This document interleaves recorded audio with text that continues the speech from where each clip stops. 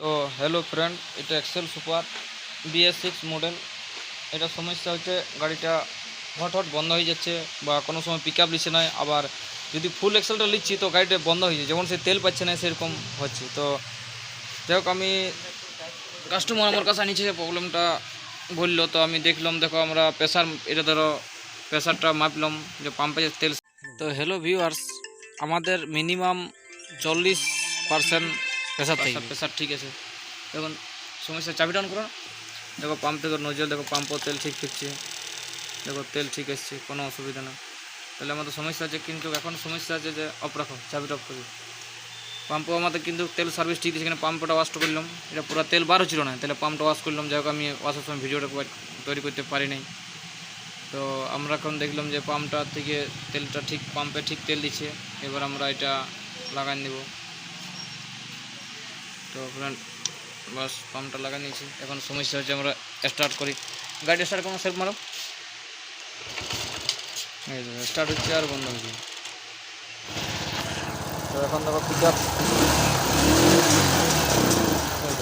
এই সমস্যা, হ্যাঁ দাদা, এটা হচ্ছে সমস্যা। গাড়িটা আমরা পাম্প চেক করার পরেই সমস্যা। নজেলটা চেক করবো, নজেলে দেখি আমাদের তেলটা কীরকম সাপ্লাই দিছি।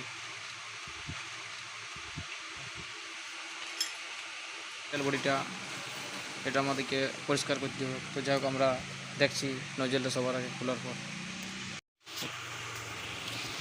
তো ফ্রেন্ড দেখো, আমরা পাম্পটা খুলেছি, এই ইঞ্জেক্টরটা খুলেছি। দেখো কি অবস্থা হয়ে আছে, দেখো দেখো কার্বন, দেখো কত কি অবস্থা দেখো হয়ে আছে। দেখো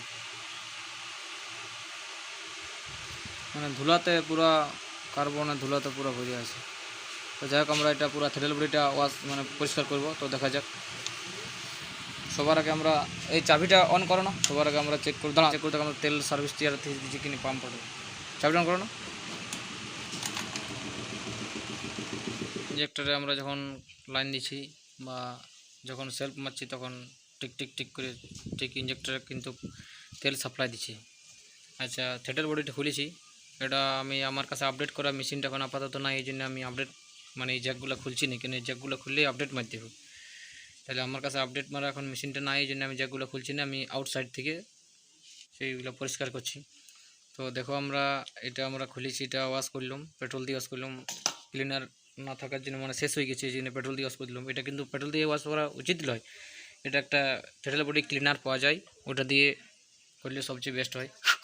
আর এটা ভিতরে জাস্ট সাদা কার্বন ছিল ভিতরে, ঠিক আছে, বালি বালি ভাব ছিল, এগুলো সম্পূর্ণভাবে ক্লিয়ার করলাম।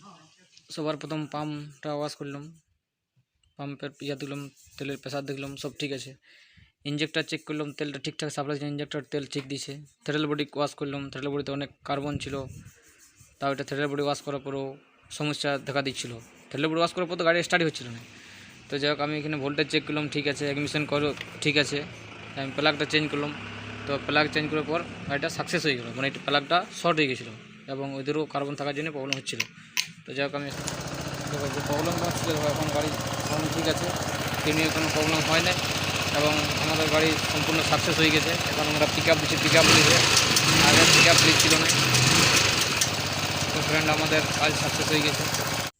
পাম্পটা আমরা চেক করলাম, পাম্পের প্রেসার ঠিক আছে, 38 থেকে 40 ডিগ্রি আছে। তাহলে পাম্পটা ঠিক আছে, তাহলে পাম্পটা আমাদেরকে ওয়াশ করতে হলো এবং পাম্পটা আমাদের চেক করতে হলো। পাম্পও অনেক ज़्यादा ময়লা ছিল, পাম্পেও অনেক ময়লা ছিল, তার জন্য ওয়াশ করতে হলো। আর থ্রেডেল বডি আমাদেরকে ওয়াশ করতে হলো, অনেক কার্বন ছিল। তো তারপরেও সব কিছু করার পর আমাদের প্লাগটা শর্ট হয়ে গিয়েছিলো। কিন্তু এটা সমস্যা ছিল যে প্লাগও প্রবলেম ছিল এবং থ্রেডেল বডিও প্রবলেম ছিল এবং ইঞ্জেক্টরও প্রবলেম ছিল।